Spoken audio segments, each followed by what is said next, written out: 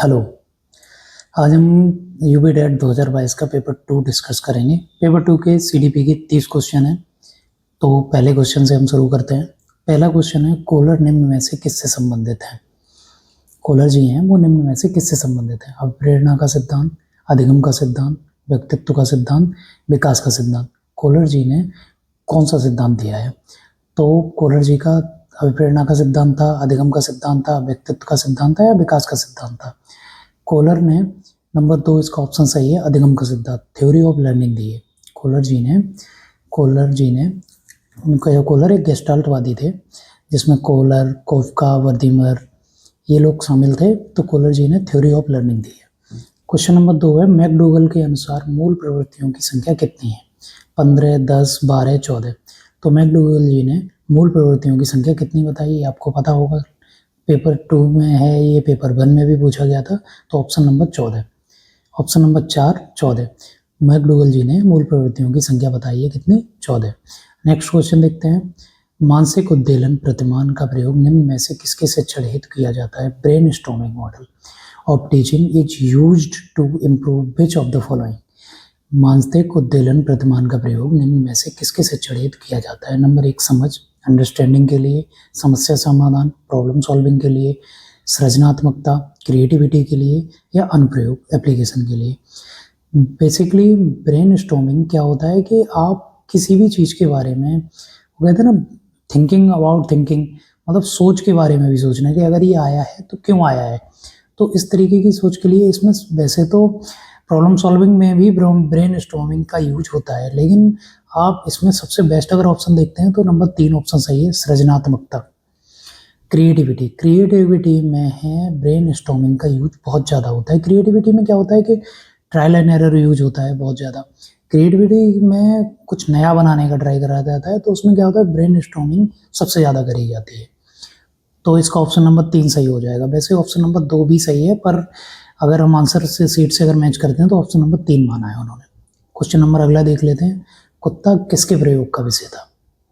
कुत्ते पर किसने प्रयोग किया? सिंपल सा मतलब है, डॉग पर किसका प्रयोग था? ये आपने पहले भी पढ़ा हुआ है, पेपर 1 में भी इससे रिलेटेड क्वेश्चन था, पावलो। आप देख रहे हैं घूम फिर के पेपर में क्वेश्चन वही पूछे जा रहे हैं, वही स्किनर, पावलो, कोलबर्ग, थॉर्नडाइक और या आपके जो भी रिलेटेड हैं, थ्योरी पूछी जा रही है। हरलॉक के बारे में पूछा जा रहा है, जॉन डीवी के बारे में पूछा जाएगा, स्टर्न, टर्मन, इनके बारे में ही पूछा जाएगा, बिने के बारे में पूछ लेंगे। तो आप ये ज़्यादा 10 मनोवैज्ञानिक होंगे, 10 से ज़्यादा हैं भी नहीं। आप 10 को ठीक से पढ़ लो, उनकी थ्योरी पढ़ लो, क्या थ्योरी में उन्होंने ढूंढा, क्या स्टेजेस दिए हैं, किस एज के बच्चे के लिए क्या बताया है, एक बार में क्लियर हो जाएगा, एक भी क्वेश्चन नहीं छूटेगा। कुत्ता किसके प्रयोग पे था? कुत्ते पर प्रयोग किसने किया? पावलो ने किया। कुत्ते पर प्रयोग किसने किया? सिंपल सा आंसर है कि क्वेश्चन नंबर इसका है 4 का 4, पावलो ने किया। नेक्स्ट क्वेश्चन देख लेते हैं। मौलिकता, लचीलापन तथा प्रवाह निम्न में से किसके घटक हैं? Originality, flexibility and flow are the components of which of the following? किसके हैं? बुद्धि की, इंटेलिजेंस, अभिप्रेरणा, मोटिवेशन, व्यक्तित्व, पर्सनालिटी या सृजनात्मकता, क्रिएटिविटी। तो मौलिकता किसमें हो गई, लचीलापन, प्रवाह किसमें होगा? क्रिएटिविटी में। सिंपल सी बात है, जो नया हो, जिसमें लचीलापन हो, मॉडिफिकेशन करना सिंपल हो, तो ये क्या है? क्रिएटिविटी के ही वो है। तो 5 का 4, ऑप्शन नंबर 5 का 4 सही है। युत्सा, वैसे तो यहाँ युत्सा लिख गया है, लेकिन युत्सा है इसका हिंदी का मतलब। तो कॉम्बैट इच मूल प्रवृत्ति है, चिंतन है, कल्पना है, संवेग है। ये क्या है? तो ये एक मूल प्रवृत्ति है, इंस्टिंक्ट बोलते हैं ना जिसको, ये वो है मूल प्रवृत्ति। तो इसका ऑप्शन नंबर 1 सही हो जाएगा। नंबर 7, बालकों के सामाजिक विकास को प्रभावित करने वाले कारक। आप देख रहे हो पेपर 1 में बालकों के फिजिकल विकास को प्रभावित करने वाले कारक थे, या सामाजिक विकास को प्रभावित करने वाले कारक। तो डेवलपमेंट, बच्चों का चाइल्ड डेवलपमेंट पढ़ना बहुत जरूरी है। डेवलपमेंट की आप एक क्लास ले लीजिए, सारे क्वेश्चन उसी से मैच हो जाएंगे। बालकों के सामाजिक विकास को प्रभावित करने वाले कारक, आर्थिक तत्व, वंशानुगत तत्व, शारीरिक तत्व, सामाजिक पर्यावरणीय, इकोनॉमिक्स, हेरिडिटी, फिजिकल या सोशल वाले। तो सामाजिक पर्यावरणीय इसमें सारे आ जाते हैं। तो नंबर 4 इसमें, और क्वेश्चन में भी सामाजिक विकास के बारे में पूछा गया, तो सामाजिक पर्यावरणीय ही सही होगा, ऑप्शन नंबर 4। नेक्स्ट क्वेश्चन देख लेते हैं। निम्न में से कौन सा शारीरिक विकास का प्राथमिक नियम है? इनमें से शारीरिक विकास का कौन सा प्राथमिक यानी कि मूल नियम है? मानसिक विकास में भिन्नता का नियम, कल्पना एवं संवेगात्मक विकास से संबंध का नियम, तीव्र विकास का नियम, अनियमित विकास का नियम। तो इनमें से कौन सा है? प्राथमिक नियम पूछ रहे हैं वो शारीरिक विकास का, तो इसमें ऑप्शन नंबर सही, तीव्र विकास का नियम। ग्रोथ जो होती है वो रैपिड होती है, जैसे बचपन में बच्चा बहुत तेजी से बढ़ता है, एक एडोलसेंस में बच्चे तेजी से बढ़ते हैं, तो रैपिड ग्रोथ का नियम, तीव्र विकास का नियम, ये ऑप्शन नंबर 3 सही है, ये इसका प्राथमिक नियम है। नेक्स्ट क्वेश्चन है, निम्न में से कौन सा विकास का सिद्धांत नहीं है? इनमें से ऐसा कौन सा है जो डेवलपमेंट की थ्योरी से मैच नहीं करता है? अनुबंधित प्रक्रिया का सिद्धांत, थ्योरी ऑफ कंडीशनल रिफ्लेक्स, समान प्रतिमान का सिद्धांत, अंतर संबंध का सिद्धांत, सतत विकास का सिद्धांत। तो इसमें आपको देख के ही पता चल जाएगा, थ्योरी ऑफ यूनिफॉर्म पैटर्न, मतलब सभी बच्चों में यूनिफॉर्म पैटर्न का मतलब होता है कि बच्चे एक पैटर्न में ही बड़े होते हैं। जैसे कि सबसे पहले बच्चा घिसकना शुरू करते हैं, उसके बाद बच्चे घुटवो चलते हैं, जैसे घुटना चलते बोलते हैं ना, एक घुटने से चलते हैं, दोनों घुटने से चलते हैं, उसके बाद बच्चे खड़े होते हैं, फिर खड़े होने के बाद फिर पैर चलेंगे, उसके बाद दौड़ना शुरू करेंगे। तो ये एक पैटर्न है, ये सभी के लिए, ऐसा नहीं है कोई बच्चा पहले खड़ा होना सीखता है उसके बाद बैठना सीखता है, नहीं, बच्चा एक पैटर्न में, तो इसे थ्योरी ऑफ यूनिफॉर्म पैटर्न कहते हैं। अंतर संबंध का सिद्धांत, सतत विकास का सिद्धांत, ग्रोथ निरंतर होती रहती है, वो कहते हैं ना कि बॉम टू टॉम तक, मतलब जब से बच्चा अपने माँ के गर्भ में होता है तब से लेके जब तक बच्चे की मृत्यु होती है बुढ़ापे में जाके, तब तक ग्रोथ होता रहता है। थ्योरी, ये डेवलपमेंट की थ्योरी के अंदर आता है, growth of continuous growth continuous होती है। लेकिन अनुबंधित प्रक्रिया का सिद्धांत, थ्योरी ऑफ कंडीशनड रिफ्लेक्स, ये कोई विकास का सिद्धांत नहीं है, तो इसका ऑप्शन नंबर फर्स्ट सही है। नंबर 10, विकास से नवीन विशेषताएं तथा नवीन योग्यताएं प्रकट होती हैं, यह किसका है? विकास से नवीन विशेषताएं तथा नवीन योग्यताएं प्रकट होती हैं, ये कथन किसका है? तो बहुत सिंपल सा सवाल है। सिंपल मतलब क्या, अगर याद है तो ठीक है, नहीं होगा तो इस तरीके के क्वेश्चन गलत होते हैं, क्योंकि ये थ्योरी है, किसी भी स्टेटमेंट उठा के 2 लाइन उसकी स्टेटमेंट से उठा के आपकी डाल दी जाएंगी और सवाल आपसे पूछ लिया जाएगा। तो स्टेटमेंट थोड़ी बहुत देख लो, मैं नहीं कहूँगा क्योंकि स्टेटमेंट बहुत ज़्यादा है, अगर आ रही हो तो करना, नेगेटिव मार्किंग यानी टिक मार देना। विकास की नवीन विशेषताएं तथा नवीन योग्यताएं प्रकट होती हैं, ये हरलॉक जी का है, तो ये ऑप्शन नंबर 4 इसका सही हो जाएगा। नंबर 11, पूर्व अनुभव के आधार पर संवेदना को अर्थ देना कहलाता है। देख रहे हो आप, प्रीवियस जो इसका पेपर 1 था उसमें सेम क्वेश्चन पूछा गया है। 2022 के पेपर 1 का क्वेश्चन और पेपर 2 का क्वेश्चन ही बिल्कुल सेम है। पूर्व अनुभव के आधार पर संवेदनाओं को अर्थ देना कहलाता है। कल्पना, चिंतन, स्मृति या प्रत्यक्षीकरण, परसेप्शन, उसमें भी ऑप्शन था ये परसेप्शन, प्रत्यक्षीकरण। पूर्व अनुभव के आधार पर आप किसी भी चीज को अगर अर्थ प्रकट करते हैं तो आपको उसका परसेप्शन आपने बना रखा है, उसके आधार पर आप बना रहे हैं, तो इसका ऑप्शन नंबर 4 ही सही है। नेक्स्ट क्वेश्चन देख लेते हैं। सीखने के प्रयत्न एवं भूल सिद्धांत का प्रतिपादन किसने किया है? अब आप देख रहे हो, सीखने में प्रयत्न एवं भूल सिद्धांत का प्रतिपादन किसने किया है? Law of trial and error वाली थ्योरी आपने पढ़ी होगी, तो इसका ऑप्शन नंबर कौन सा सही है? इसका ऑप्शन नंबर 3 थॉर्नडाइक की थ्योरी है ट्रायल एंड एरर वाली। तो आप देख रहे हो, थॉर्नडाइक पढ़ लो, गेस्टाल्टवाद को पढ़ लो, कोहलर को पढ़ लो, कोहलर, कोफका, वर्दीमर, ये तो सब एक ही है, गेस्टाल्टवाद के ही है।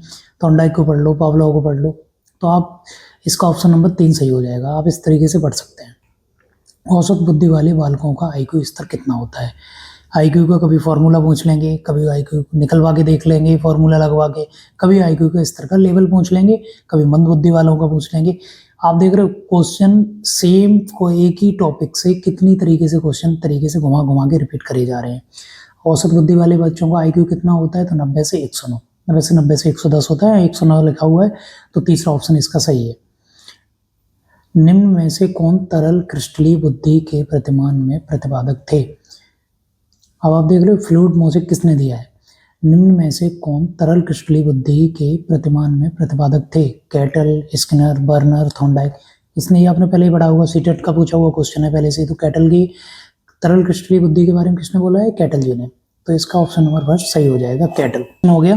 तो हम क्वेश्चन नंबर अगला देख लेते हैं, क्वेश्चन नंबर 15। क्रिया प्रसूत अनुबंधन सिद्धांत का प्रतिपादन किसने किया? क्रिया प्रसूत अनुबंधन सिद्धांत का प्रतिपादन किसने किया? ऑपरेंट कंडीशनिंग थ्योरी किसने दी है? तो ये स्किनर जी का है। क्रिया प्रसूत अनुबंधन सिद्धांत का प्रतिपादन किसने किया? स्किनर जी का। तो इसका ऑप्शन नंबर दूसरा सही हो जाएगा। नेक्स्ट क्वेश्चन देखते हैं। ब्लूप्रिंट निम्न में से किसका महत्वपूर्ण घटक है? ब्लूप्रिंट आपने बहुत बार पढ़ा होगा, जब आप डीएलएड या बीएड या किया होगा तो उस पर आपने ब्लूप्रिंट का एक टॉपिक ब्लूप्रिंट के बारे में था, तो आपको पता चल गया होगा कि जब हम किसी भी टेस्ट पेपर को या पेपर बनाते हैं तो उसमें सबसे पहले हम उसके लिए ब्लूप्रिंट तैयार करते हैं। तो ये उसी के बारे में, परीक्षण निर्माण, परीक्षण अंकन, परीक्षण प्रशासन या परीक्षण प्रमाणीकरण। तो इसका ऑप्शन नंबर फर्स्ट सही हो जाएगा, परीक्षण निर्माण। टेस्ट बनाते हैं जब हम, तो उसके लिए सबसे पहले हम ब्लूप्रिंट तैयार करते हैं। तो क्वेश्चन नंबर 16 का ऑप्शन नंबर 1 सही है। नेक्स्ट क्वेश्चन देख लेते हैं 17 नंबर। पूर्व संक्रियात्मक अवस्था किसके विकास सिद्धांत की अवस्था है? Pre operational stage is the stage of development propounded bye. किसने प्रपोज्ड की है ये? तो पूर्व संक्रियात्मक अवस्था लास्ट ईयर वाले क्वेश्चन में भी पूछी गई थी, उसमें पूछा गया था, मतलब पेपर 1 में, इसी ईयर का जो पेपर 1 हुआ था उसमें पूछा गया था, तो वो भी उस टाइम पे भी आपने देखा था। तो ये किसकी है? पियाजे की। पियाजे ने 4 अवस्थाएं दी हैं, sensory motor, pre operational, concrete and formal. इनकी ये दूसरी अवस्था है। पेपर 1 में दूसरी पूछी गई थी कि पियाजे की दूसरी अवस्था कौन सी है, तो वहां हमने बता दिया था। यहाँ उन्होंने पूर्व संक्रियात्मक अवस्था किसके विकास का सिद्धांत है? तो पियाजे का। तो 17 का ऑप्शन नंबर 4 हो जाएगा। Next question. MPPI निम्न में से किसके मापन हेतु प्रयुक्त होता है? MPPI एक टेस्ट है जो किसके मापन में प्रयुक्त होता है? व्यक्तित्व में, सृजनात्मकता की, उपलब्धि का या बुद्धि का? पर्सनालिटी के लिए, क्रिएटिविटी के लिए, अचीवमेंट के लिए, इंटेलिजेंस के लिए। जो MPPI है टेस्ट है, किसके लिए प्रयुक्त में लाया जाता है? तो इसका ऑप्शन पहला ही ठीक है, व्यक्तित्व, पर्सनालिटी। आप पर्सनालिटी को मेजर करने के जितने भी टेस्ट हैं याद कर लो, पूछा ही जाएगा। पर्सनालिटी मेजरमेंट का टेस्ट पूछा जाएगा जरूर, ये हर बार पूछा जाएगा यूपी टेट का, जब भी पर्सनालिटी से मेजरमेंट का और डेवलपमेंट के क्वेश्चन आते ही आते हैं। क्वेश्चन नंबर 18 का ऑप्शन नंबर फर्स्ट। 19 अधिगम के लिए निम्न में से कौन सबसे अधिक महत्वपूर्ण है? अभिप्रेरणा, निर्देशन, परिपक्वता या रुचि? अभिप्रेरणा, मोटिवेशन, निर्देशन, गाइडेंस, परिपक्वता, मैचुरेशन या रुचि, इंटरेस्ट। अधिगम के लिए इनमें से सबसे ज्यादा क्या महत्वपूर्ण होता है? तो ऑप्शन 1 अभिप्रेरणा, मोटिवेशन। अगर कोई भी चीज के सीखने के लिए आप मोटिवेटेड हैं तो आप उसको बहुत अच्छे से सीखेंगे। Motivation is the pathway of learning, होता है ना, हाईवे ऑफ लर्निंग बोलते हैं। तो मोटिवेशन से ही लर्निंग की, मोटिवेशन अगर कोई किसी के पास है किसी भी चीज़ को सीखने के लिए, तो वो बहुत ही अच्छे से और बहुत जल्दी उस चीज़ को सीख सकता है। तो अधिगम के लिए सबसे महत्वपूर्ण यही है, क्या? अभिप्रेरणा, मोटिवेशन। अगला क्वेश्चन है, सहसवावस्था की अवधि क्या होती है? बताओ, ये क्वेश्चन पूछा जा रहा है। आप समझ रहे हो, अगर आपने पियाजे की वो थ्योरी पढ़ी हुई है तो आप सहसवावस्था की अवधि नहीं बता सकते।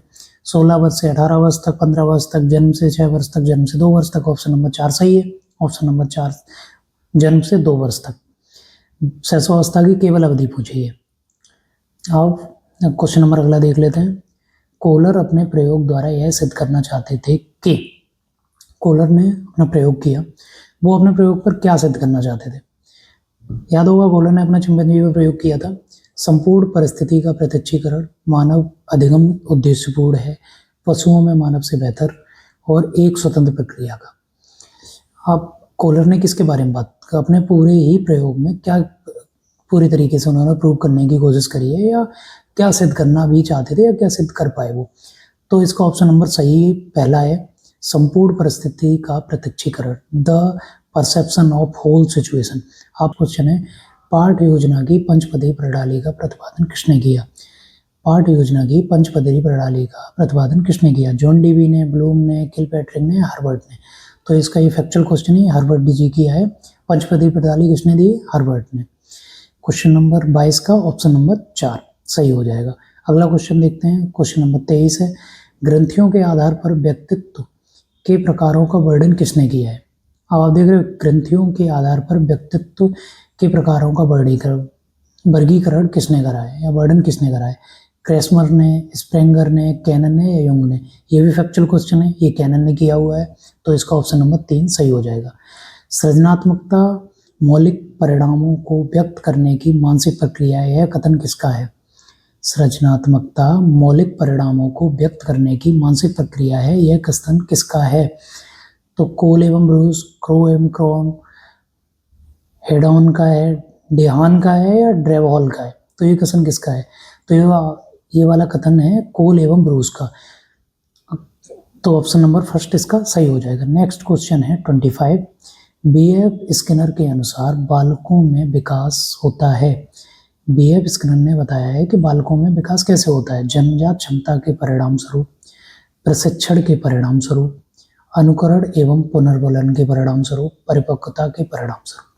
बीएफ स्किनर जी ने क्या बताया है कि बालकों में विकास कैसे होता है। जन्मजात क्षमता के परिणाम स्वरूप होता है, प्रशिक्षण परिणाम स्वरूप होता है, अनुकरण एवं पुनर्बलन परिणाम। तो ऑप्शन नंबर तीसरा ही सही है।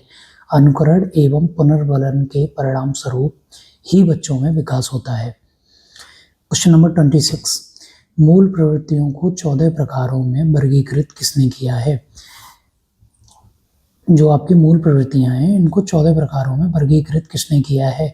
सेम क्वेश्चन थोड़ा सा चेंज करके पेपर 1 में पूछा गया है सेम ईयर में। वहाँ 14 प्रकार की मूल प्रवृत्तियां किसने दी हैं ये पूछा गया है। वहाँ तो 2 क्वेश्चन थे मूल प्रवृत्तियों के बारे में, तो ये इसका ऑप्शन नंबर 4 सही हो जाएगा। मैकडूगल जी ने मूल प्रवृत्तियों को 14 प्रकारों में वर्गीकृत किया है। क्वेश्चन नंबर 27 देख लेते हैं। किसी दूसरी वस्तु की अपेक्षा एक वस्तु पर चेतना का केंद्रीकरण अवधान है, यह कथन किसका है।